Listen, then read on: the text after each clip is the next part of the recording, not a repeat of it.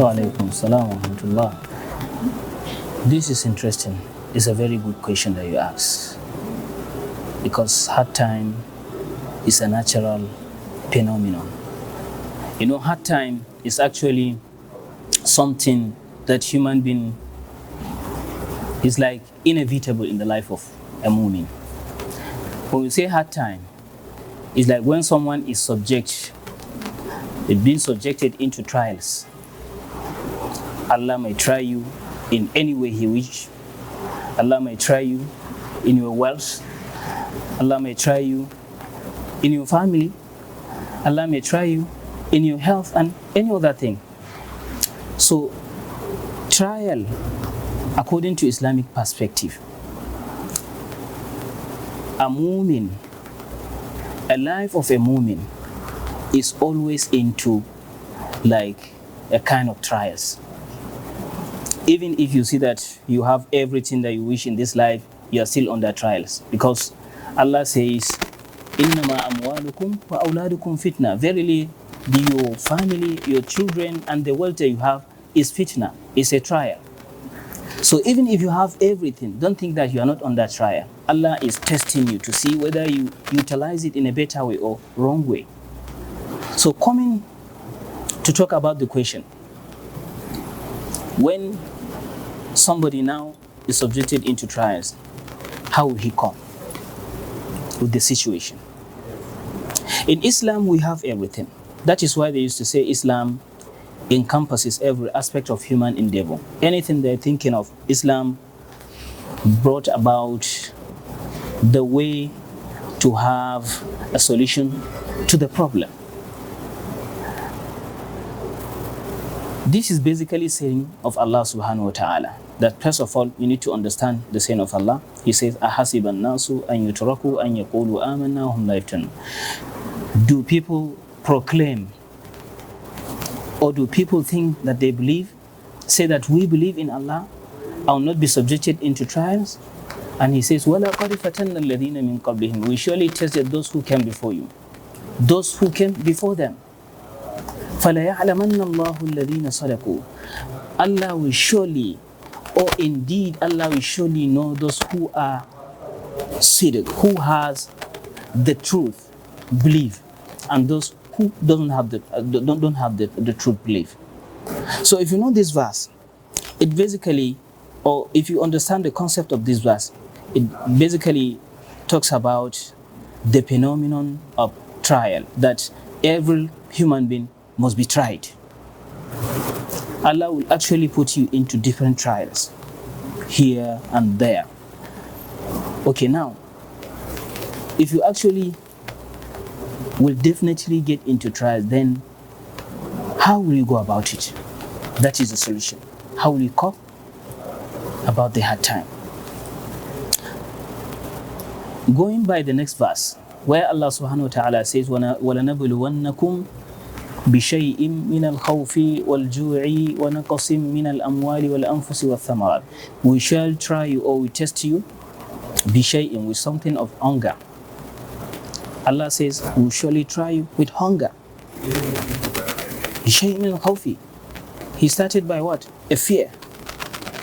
Like in this country, someone may be in a situation or in a state where it's always turned to be a chaos, the situation turned to be a chaos. Someone may undertake a journey, and along that his journey, a trial will come. Fear, you know. Allah will test you, is a promise. He will actually test you with this, a fear. وَالْجُوعِ, and hunger. وَنَقْصٍ مِّنَ الْأَمْوَالِ, and decrease in wealth, in sustenance. You are rich today and you might be poor tomorrow.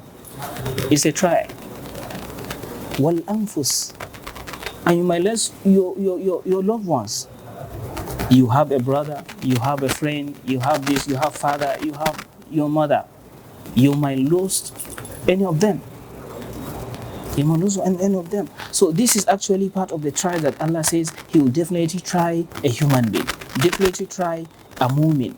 Whenever you say you are a mu'min, then prepare for the trial. Now, what is the essence of trial in the life of a mu'min? You need to understand this. The essence of trial is for a human being to be able to reach an exalted level in Jannah. Because according to one hadith, Prophet ﷺ says, when Allah designated a place for a servant in Jannah, very beautiful, very big, very luxurious one, and Allah knows that this human being or this servant of Allah might not reach that level or the position in Jannah, Allah will try him on a particular thing.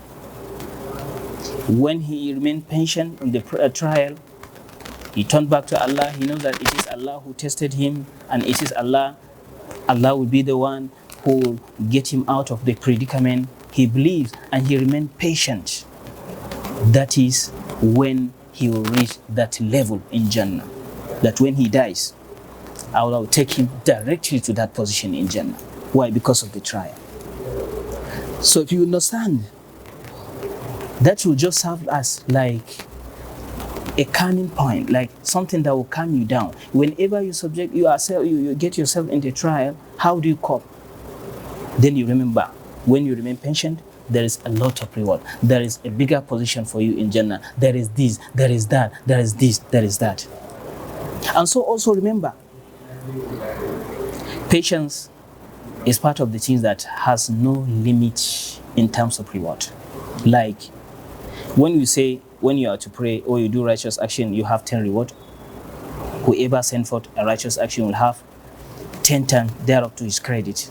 That is according to a verse.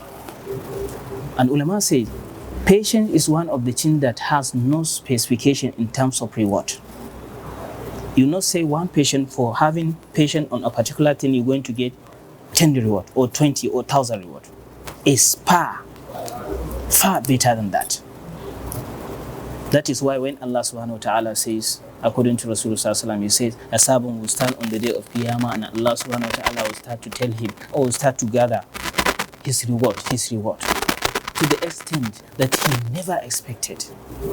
And he will start asking, why? How did I get all this reward? Allah will say, this is because of so trial that will try you, and you remain patient. So patience is what will actually keep you remain is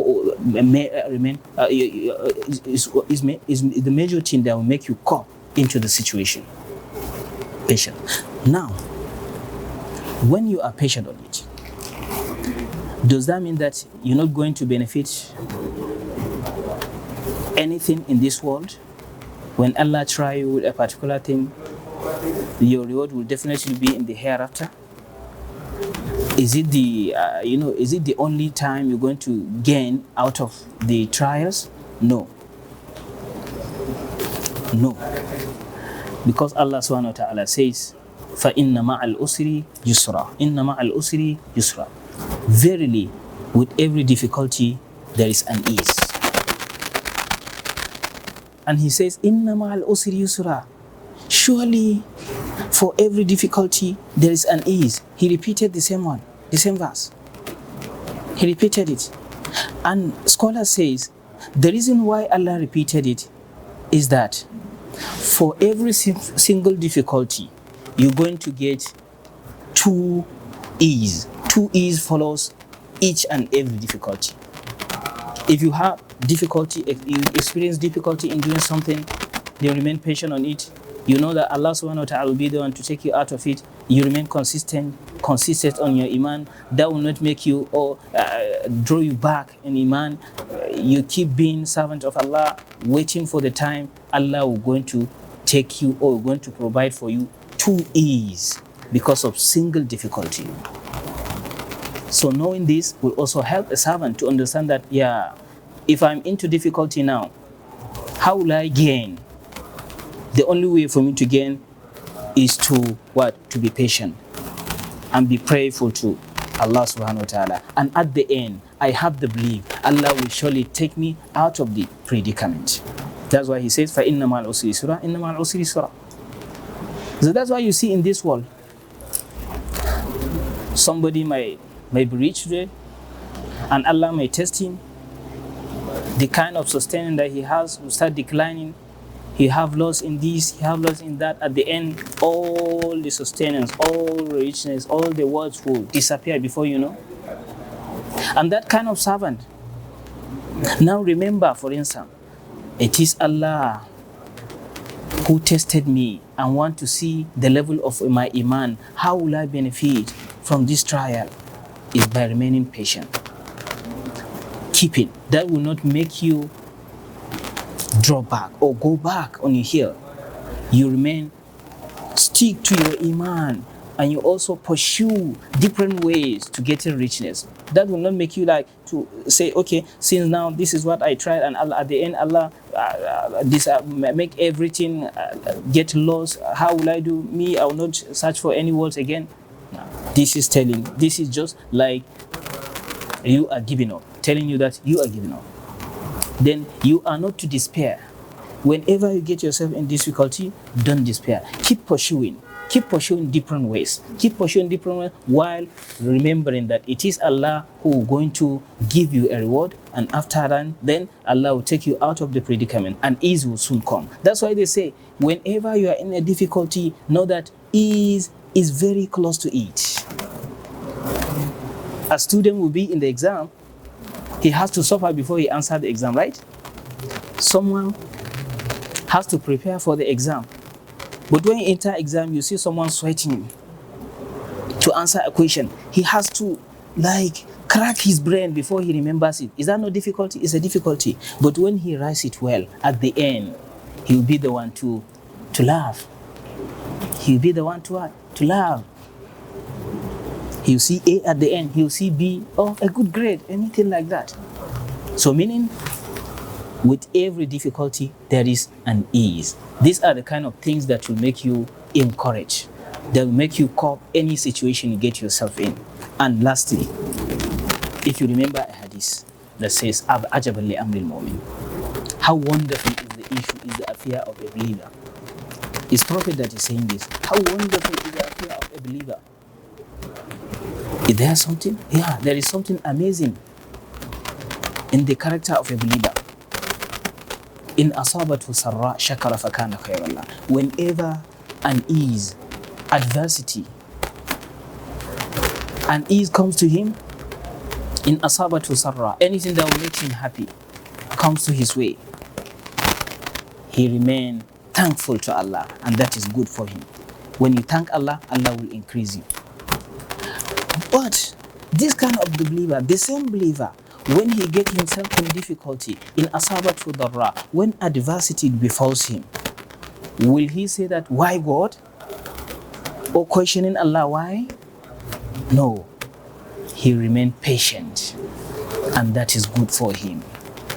Why? When you remain patient, reward will come, and reward is good for a servant. And that is why they said, it's only a mu'min that has this quality. Whenever good thing happens to him, he will be thankful to Allah, and that is good for him. When bad thing happens to him, he will remain patient, and that is also good for him. That is why Prophet said, "Ajaban li amril mu'min." It is a wonderful an issue of the believer. So when you remember all these kind of hadiths will make you cope any situation you get yourself. And you remember that there is no way anybody who set out to achieve something big in life, be it you want to be an entrepreneur, be it you want to be successful, you want to make a fame, you want to have money, you want to get this, you want to get that, you usually have to undergo difficulties before you reach the pinnacle. It's a natural phenomenon. So these are the kind of things that will make you cope in any difficulty you get yourself. This is a brief answer for the question you asked.